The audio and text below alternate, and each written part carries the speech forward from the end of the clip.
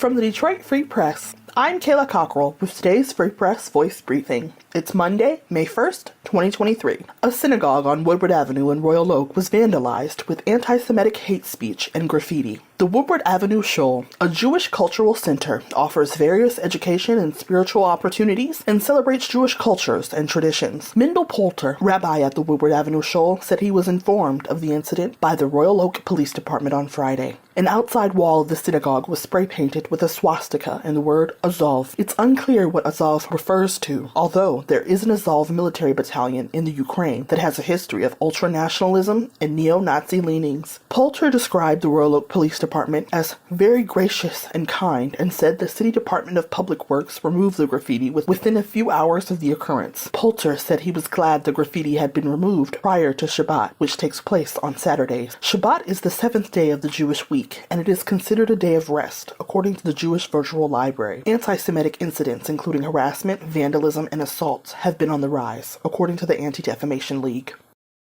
I'm Frank Witzel with the Detroit Free Press. If baseball is America's national pastime, then Little League could be considered its future. That's the way the volunteer organizers and coaches of the Rosedale Grandmont Baseball League in Detroit look at it anyway. Yes, they say their league, like so many others, is about playing, watching, and elevating the game, but it also is about much more. For 30 years, 31 if you count the year the season was canceled on account of the pandemic, the league has been teaching neighborhood kids about teamwork, leadership, and sportsmanship, qualities essential for success in the game and anything else. This league, the founders note, began in the backyard of parents who are still on the board, and over the years, it has faced its share of adversity. In some ways, it is different from the idealized suburban little leagues, but in others, it is much the same. As the weather seems to finally warm and the threat of catching COVID appears to be behind us, many youth baseball teams, like this one, are returning to their fields with swagger. Rosedale Grandmont's opening day was Saturday, starting with, what else? A parade led by Cass Tech High School's marching band. The short route ended at the neighborhood's community center, where a hot pancake breakfast and a freshly raked diamond awaited the young players. I'm John Carlisle with the Detroit Free Press. For decades, bingo nights held in churches, charities, and social clubs were filled to capacity every night.